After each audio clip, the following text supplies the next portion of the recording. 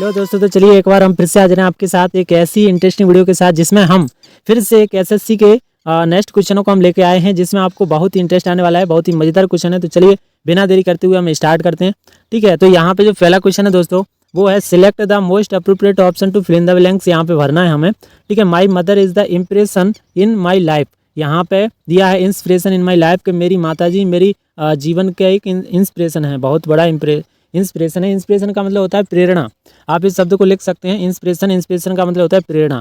ठीक है, क्योंकि ये सिनोनियम्स एंटोनियम्स में पूछ लेता है। ठीक है, तो यहाँ पे क्या भरेगा, बिग भरेगा या बिगर भरेगा, या यहाँ पे मोस्ट बिगर या बिगेस्ट। यहाँ पे आपको दिख रहा है बिगेस्ट लगाया, क्यों लगाया है? देखिए, हमेशा आप ध्यान रखना, जब भी दा आता है, दा के साथ सुपरलेटिव डिग्री का प्रयोग करते हैं, या फिर ये कह सकते हैं कि जहाँ भी सुपरलेटिव डिग्री आता है उससे पहले दा का प्रयोग किया जाता है। तो यहाँ पे पहले दा दिया है और दा से पहले सुपरलेटिव लगेगा। और ध्यान रखना, सुपरलेटिव डिग्री पहचानने के लिए या तो शब्द के पीछे EST लगा होगा, ठीक है, या फिर उसके आगे मोस्ट लगा होगा। ठीक है, तो ये दो शब्दों से हम उससे पहचान सकते हैं कि जो सुपरलेटिव डिग्री, या तो किसी मीनिंग के पीछे EST लगा है, EST, या फिर उसके आगे मोस्ट लगा है, तो इनसे पहले दा ही आएगा। ठीक है, तो अब चलते हैं और देखते हैं।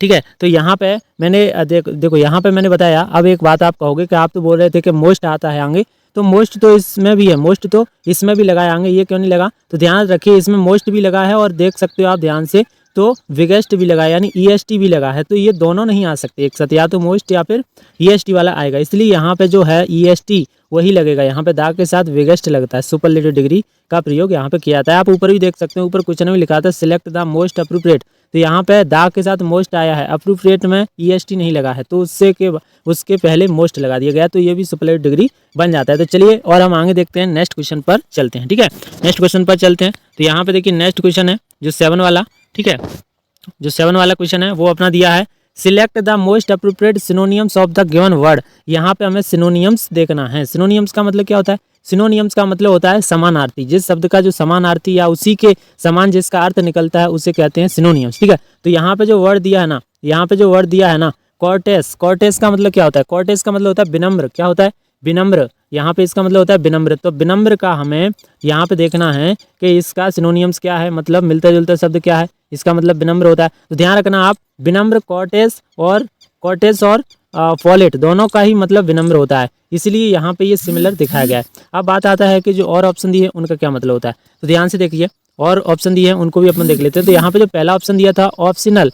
ऑप्शनल का मतलब होता है वैकल्पिक। ऑप्शनल का मतलब होता है विकल्पिक। जैसे ऑप्शन दिया, ऑप्शन अपन कहते हैं, ऑप्शन मतलब जिसमें विकल्प दिए रहते हैं उससे कहते हैं। ठीक है, और यहाँ पे दूसरा दिया था, वो दिया था अरोगेंट। अरोगेंट का मतलब क्या होता है? अरोगेंट का मतलब होता है अभिमानी। जो अभिमानी होता है उससे अरोगेंट कहते हैं। और यहाँ पे मेरिटोरियस का मतलब क्या होता है? मेरिटोरियस का मतलब होता है प्रशंसा के योग्य। जो व्यक्ति होता है, जिसने कोई अच्छा काम किया है, वो प्रशंसा के योग्य है, तो उसे मेरिटोरियस कहते हैं, या पुण्य आत्मा भी कहते हैं। ठीक है, तो इसे मेरिटोरियस कहते हैं। और यहाँ पे जो पॉलिटी दिया है उसका मतलब तो विनम्र होता है। तो यहाँ पे सिमिलर पूछा था, इसलिए कॉर्टेस का सिमिलर पॉलिट होगा। कॉर्टेस का सिमिलर क्या होगा? पॉलिट। पॉलिट का मतलब भी विनम्र, कॉर्टेस का मतलब भी विनम्र होता है, सिमिलर है ये। ठीक है, तो चलते हैं आगे और देखते हैं नेक्स्ट क्वेश्चन को। नेक्स्ट क्वेश्चन यहाँ पे दिया था, देखिए इस क्वेश्चन को आप ध्यान से पढ़ सकते हैं।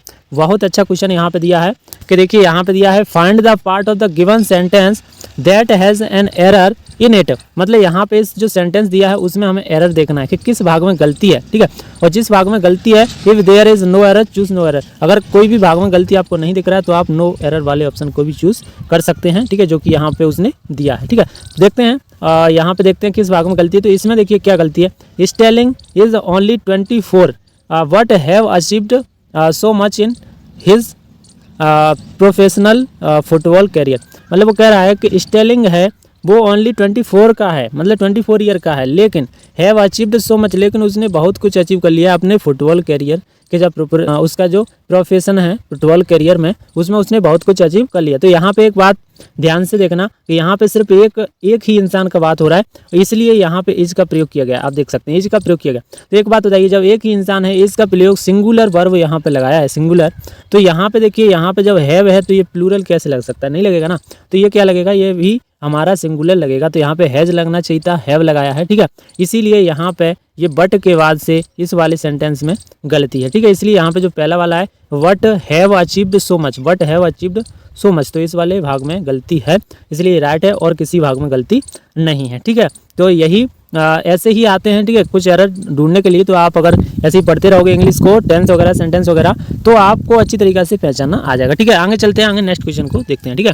तो नेक्स्ट क्वेश्चन जो दिया है वो दिया है, देखिए, select the most appropriate meaning of the given idioms. Meaning of the given idioms का मतलब क्या होता है, मैं पहली वीडियो में कई बार बता चुका हूँ। आइडियम्स का मतलब होता है मुहावरा, ठीक है। यहाँ पे मुहावरा देखना है, तो मुहावरा क्या है, मुहावरा बहुत सिंपल आते हैं, ज़्यादा कोई कठिन मुहावरे यहाँ पे नहीं देता है एसएससी, ठीक है। यहाँ पे दिया to feel at home. To feel at home, feel at home का मतलब कि घर में महसूस करना, जैसे अपने घर में जो महसूस करते हैं ना, वही घर के लिए महसूस करना या घर में महसूस करना, उसका मतलब क्या हो जाए।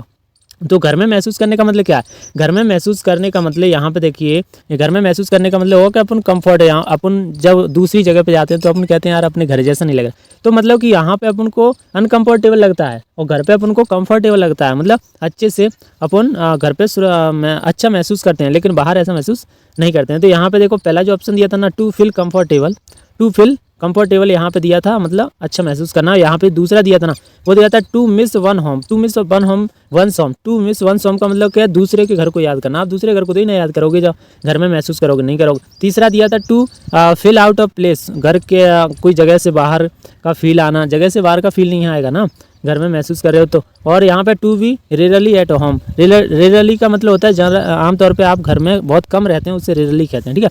तो घर में बहुत कम रहना ये नहीं होगा। देखो घर में महसूस करने का मतलब है आप बहुत ही अच्छी तरीक़ा से कंफर्टेबल हैं, ये होता है। तो पहला ऑप्शन था टू फील कंफर्टेबल, इसलिए यहाँ पे ये ही होने वाला है, ठीक है। तो आगे चलते हैं नेक्स्ट क्वेश्चन की ओर। नेक्स्ट क्वेश्चन को देखते हैं। तो यहाँ पे जो नेक्स्ट क्वेश्चन दिया है, देखिए नेक्स्ट क्वेश्चन जो दिया है वो पे दिया choose the correct spelled word. ये करेक्ट स्पेल्ड वर्ड को आप ध्यान से देख लेना, क्योंकि मैंने हर वीडियो में एक ना एक करेक्ट स्पेल्ड वर्ड लेके आता रहता हूँ, ठीक है। तो यहाँ पे इन्हें वर्ड ध्यान से देख लेना, क्योंकि ये हर पेपर में आते हैं। इनमें थोड़ी सी मीनिंगों में गलती होती है, बस और कुछ नहीं होता। तो यहाँ पे देखिए, यहाँ पे देखो पहला वाला तो सही है, अपन दूसरे से देखते हैं। दूसरे में क्या है, दूसरे में एडिशन। एडिशन का मतलब क्या होता है, देखो एडिशन का मतलब संस्कार होता है, लेकिन यहाँ पे एडिशन की स्पेलिंग गलत है। एडिशन की स्पेलिंग क्या होती है, जो एडिशन होता है ना, एडिशन की स्पेलिंग होता है देखो ई, और यहाँ पे डबल डी नहीं लगेगा, एक ही डी लगता है, एडिशन होता है, ठीक है, एडिशन, ठीक है। तो यहाँ पे लगेगा EDITION, एडिशन। ये वाला मीनिंग यहाँ पे बिल्कुल सही हो जाएगा। इसका मतलब होता है संस्कार। क्या होता है, इसका मतलब होता है संस्कार होता है, ठीक है। और जो अगला मीनिंग है, अगला मीनिंग क्या है, अगला मीनिंग है फॉरवर्ड। फॉरवर्ड मतलब हम जब किसी को कुछ चीज़ फॉरवर्ड करते हैं, उससे आगे बढ़ाते हैं, तो फॉरवर्ड का मतलब आगे बढ़ाना। लेकिन फॉरवर्ड का स्पेलिंग करते हैं, यहाँ पे जो डबल आर लगा है ना फॉरवर्ड में, वो नहीं होगा। फॉरवर्ड की मीनिंग में एक ही आर लगता है, इसलिए यहाँ पे वो फॉरवर्ड होने वाला है, यानी FORWARD, वो फॉरवर्ड होगा। फॉरवर्ड का मतलब आगे, यहाँ पे डबल आर नहीं लगेगा। और यहाँ पे जो मीनिंग लिखा है इन्फ्लुएंस, इन्फ्लुएंस में यहाँ पे देखो, इन्फ्लुएंस का मतलब होता है प्रभाव, इन्फ्लुएंस। लेकिन इन्फ्लुएंस की मीनिंग ई से चालू नहीं होती, आई से होती है। यहाँ पे INFLUENCE, ये होता है इन्फ्लुएंस। इन्फ्लुएंस का मतलब होता है प्रभाव, ठीक है। तो ये था इसमें गलती, ठीक है। अब यहाँ पे पहला वाला जो मीनिंग है वो बिल्कुल सही है। पहला वाला है फॉरेन। फॉरेन का मतलब आप जानते होंगे, फॉरेन में जाना, फॉरेन कंट्री। फॉरेन कंट्री अपन कहते हैं ना, तो वो होता है विदेश। फॉरेन माने होता है विदेश, तो यहाँ पे फॉरेन का मतलब है विदेश, ठीक है। तो इसका मतलब विदेश होगा, ठीक है। तो इस तरीक़ा से यहाँ पे अपन ने देखा ये कुछ स्पेल्ड वर्ड थे जिनमें कुछ गलतियां थी, तो इस तरीके से आपको देखना है, ठीक है। मुझे उम्मीद है कि आज का वीडियो में आपको बहुत कुछ मिला होगा। अगर आपको थोड़ा भी कुछ हेल्प मिला है और आप कुछ सीख पाए हैं तो वीडियो को लाइक करिए और चैनल को सब्सक्राइब करिए, क्योंकि ऐसा ही मैं प्रीवियस ईयर पेपर लेके आता रहता हूँ। क्योंकि आप किसी भी गारंटी के एग्जाम की तैयारी कर रहे हो तो उसमें इंग्लिश बहुत इंपॉर्टेंट रहता है। इंग्लिश के बिना आप पेपर को शायद ही निकाल पाओ। अगर इंग्लिश अच्छा आता है तो पेपर आपका यूं ही निकल जाता है, क्योंकि और सब्जेक्ट तो अपन को अच्छे से आते ही हैं, ठीक है। तो इंग्लिश को अच्छी करने के लिए हमारे चैनल पर बने रहिए और ऐसे ही प्रीवियस ईयर पेपर को आप देखते रहिए। धन्यवाद, बाय बाय, टेक केयर। फिर मिलते हैं इसके नेक्स्ट पार्ट पे, तब तक के लिए जय हिंद, जय भारत, ठीक है।